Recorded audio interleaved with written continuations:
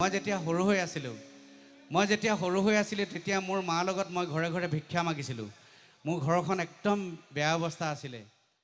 জুবিন গাৰ্গে মোক ৰাতি 2টা বজাত ফোন কৰিছিলে, বিপিন মোৰ কাৰণে এটা বিহু লিখি দিয়া, বহুত দিন বিহু লিখা নাই তুমি। মই আগতে বহুত গীত লিখিলোঁ কিন্তু লিখা নাছিলোঁ। ৰাতি 2টা বজাত ফোন কৰিলে, মই চিন্তা কৰিলোঁ কি লিখিম, আৰু পাছত এই গীতটো লিখিছিলোঁ, অসমৰ ৰাইজে আদৰি লৈছিলে। গতিকে এই গীতটো আজি মই ডেকলিমাৰী ৰাইজৰ লগত গাম, আমাৰ বৈতামাৰী ৰাইজৰ লগত গাম। গতিকে আমাৰ মিউজিকবিলাকতো ঢেৰ শুনি আছে, মিউজিক বজাই আছে, আপোনালোকে হাত তালিত চাওঁচোন এবাৰ। যিবিলাকে শুই আছে অকণমান উঠাই দিয়ক। সকলোৱে বিহু বুলি, বিহু পালেহি, আজি আদৰণি বুলি ধৰচোন আমি সকলোৱে অকণমান হাত তালি মাৰি আমি বিহু গাম একেলগে। সাজু আছেনে? শেষৰ ফালে ডেকালসকল একেলগে। নবজালে নহ'ব কিন্তু বজাব লাগিব দেই অকণমান, বিহু বুলি। এ পইলং পইলং লাগি যায়, এ মইলং মইলং লাগি যায়। বজাইছে আৰু বজাব লাগিব। ঐ পইলং পইলং লাগি যায়,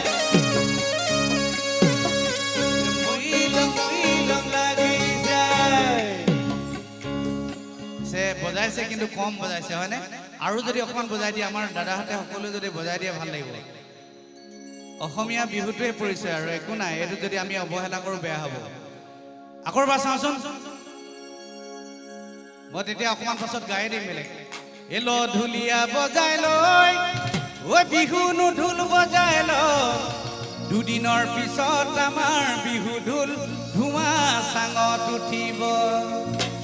দুদিনৰ পিছত আমাৰ বিহু আই ও চকু পানী টুকিব।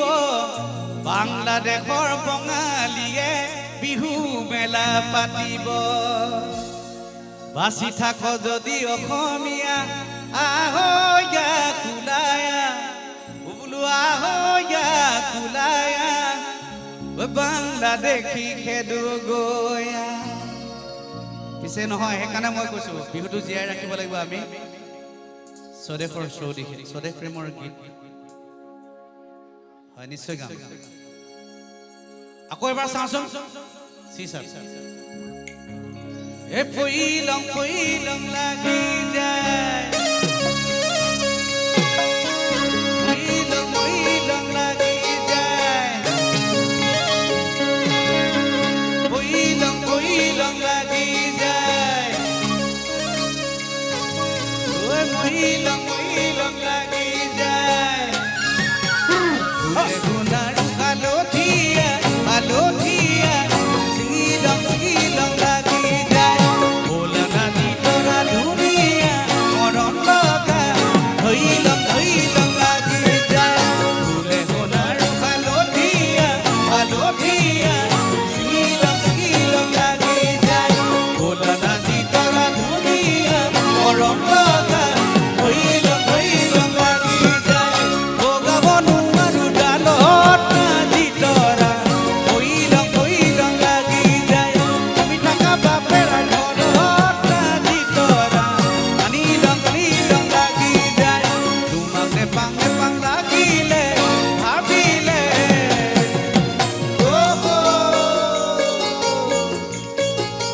মইলং মইলং লাগি যায়, মইলং মইলং লাগি যায়।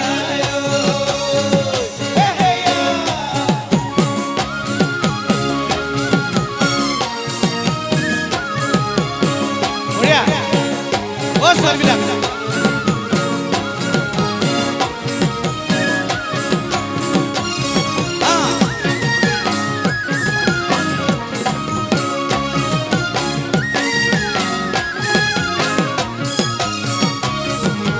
বকা হোমত চিৰা ধুনীয়া লোভনীয়া, পালে পালে খাং লাগি যায়।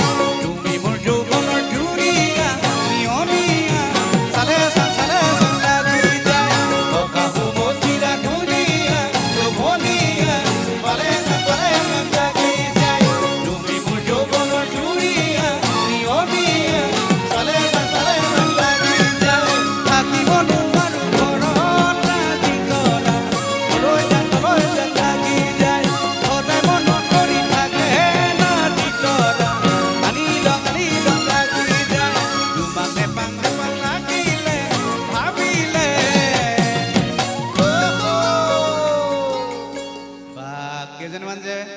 বাই ভনী আমাৰ নাচিছে খুব ভাল লাগিছে দেই ডেকালাবিলাকতো কথাই ক'ব নালাগে হয়নে কিন্তু ৰাইজ আমাৰ কেইগৰাকীমান বাইদেৱে দেখিছোঁ আমাৰ দাদাইও দেখিছোঁ একেবাৰে হাত তালি বজোৱা নাই অকণমান বেয়া পাইছে নেকি বাৰু কিবাৰ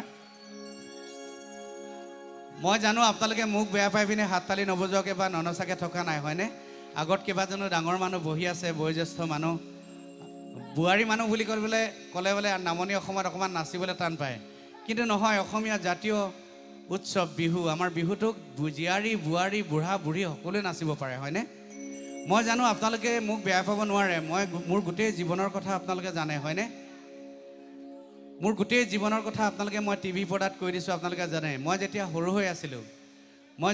হৈ আছিলোঁ তেতিয়া মোৰ মাৰ লগত মই ঘৰে ঘৰে ভিক্ষা মাগিছিলোঁ মোৰ ঘৰখন একদম বেয়া অৱস্থা আছিলে উৰুখা পজা তেতিয়া মই আমাৰ পেটৰ ভাতমুঠিৰ কাৰণে মোৰ মাৰ লগত মই ঘৰে ঘৰে ভিক্ষা মাগিছিলোঁ আৰু তেতিয়া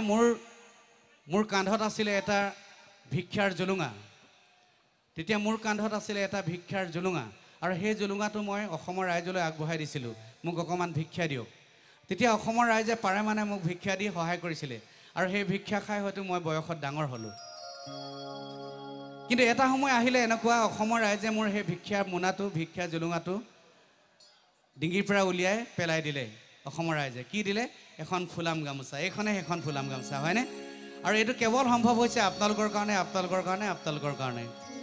আপোনালোক নাথাকিলে অসমৰ ৰাইজ নাথাকিলে মই কেতিয়াও বিপিন চাওদাং হ'ব নোৱাৰিলোঁ হ'লে গায়ক হ'ব নোৱাৰিলোঁ হ'লে মই কাৰোবাৰ ঘৰত ঢকা খাটি থাকিবলগীয়া হ'ল হ'লে বেলেগৰ ঘৰত বহুত হালোৱাত থাকিলোঁ মই ঢকা খাটিলোঁ হাল বালোঁ কোৰ মাৰিলোঁ কিন্তু অৱশেষত অসমৰ ৰাইজে মোক গায়ক বনালে সেইটো কেৱল আপোনালোকৰ কাৰণে হৈছে গতিকে ৰাইজ আপোনালোকে মোক বেয়া পাব নোৱাৰে মই উদযাপন সমিতিক কৈছিলোঁ অৱশ্যে আমাৰ অমিতক কৈছিলোঁ যিজনে মোক চিনাকি কৰি দিছিলে প্ৰগ্ৰেমখনৰ লগত তেওঁ কৈছিলোঁ মই কেৱল ডেকলিমাৰীত বৈতামাৰীত মই কেৱল গান গাবলৈ নাযাওঁ অসমৰ বিহুৰ কাৰণে ওলাইছোঁ অকণমান আশীৰ্বাদ ল'বলৈ যাম গতিকে অসমৰ শিল্পী জগতখনৰ এখোজ দিবৰ কাৰণে আপোনালোকৰ পৰা মই অকণমান আশীৰ্বাদ বিচাৰিম দিবনে ৰাইজ